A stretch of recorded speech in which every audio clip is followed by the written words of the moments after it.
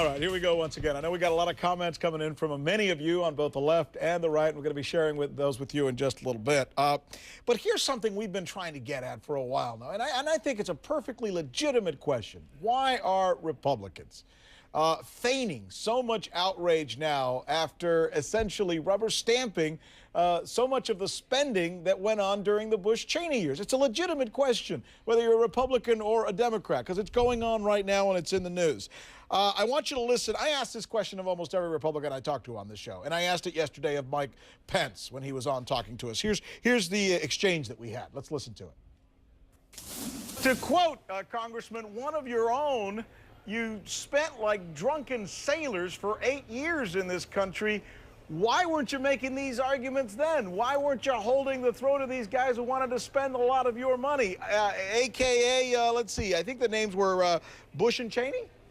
Well, did you know them? Yeah, Rick, I knew him well, and you don't know me very well if you don't know I fought my president on education spending. I fought my president, was one of the 25 Republicans that opposed the prescription drug entitlement.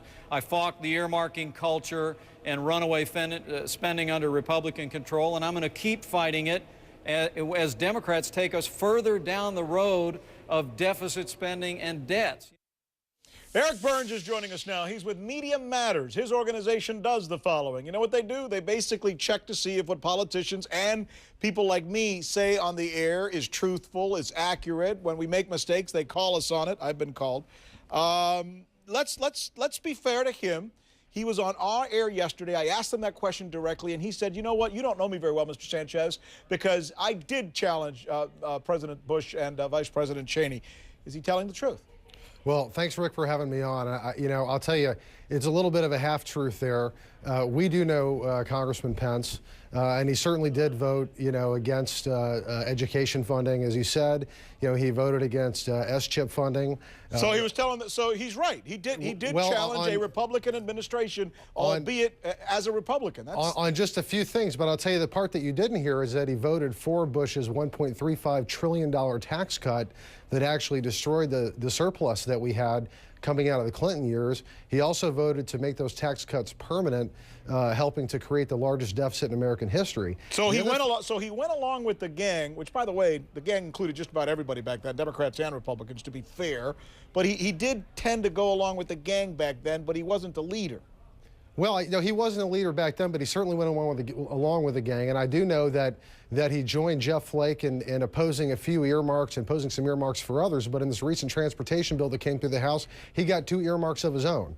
So to suggest that he's out there championing the fight against earmarks, I don't think is really accurate or genuine. Well, I was watching. In fact, just before talking to you, I went on the website and I read his speech that he gave at CPAC. Strong, very pro-capitalism speech. In fact, I'm going to quote him here. He said, they're writing the obituary on capitalism.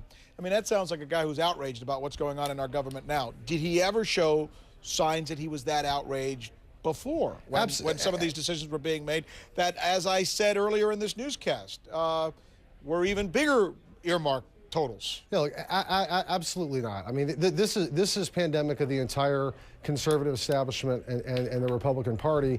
I don't know if they've got amnesia or if they're schizophrenic now, possibly both. But I was working in Congress for much of the Bush presidency and under Tom DeLay, and there was a lot of spending going on. There was a lot of Enron accounting, hiding wartime expenditures, pulling them out of the budget. There was the worst ethics and corruption scandal we saw since Watergate. And so this notion that there's some sort of accountability that's going to be brought to bear by Chairman Pence and other Republicans, I just don't think holds water. And I think it's also, Rick, worth noting that as the chairman of the House Conference, Mr. Pence does have some influence in these matters. In this omnibus spending bill that the House just passed, 40% of the earmarks were put in by Republicans. Let's go to the Twitter board real quick. Just before I let you go, here's Jen Grassi. She says, as she watches our newscast, Pence's shameful expression says it all. He should just sit down and get out of the way. Why pretend to be innocent? I'm not sure that's fair. Let's go to the one at the very top there, Robert. You see it, the one that says Renat Cole or something like that, whatever. I want to see the line item veto put in place. I hope this can get some real legs on it. Is that a good comment? Is that, let me ask you, is that something that we should do? A line item veto. A line item veto. Well, too. I'll leave that to Congress to decide. You know, I personally, before going to Media Matters, fought for ethics reform for 3 years in Congress, and so I support anything to clean up the process. But I'll tell you, Rick, I want to congratulate you for being one of the few folks in the media that is actually willing to do these fact-check segments, to challenge folks on this stuff, because you know, this national economic crisis we're facing, it affects every American. It affects every American family. We just recently did a study at Media Matters showing that, you know, during the stimulus debate, over 700 interviews had on cable television, Sunday talk shows, only 6% of the guests were actually economists.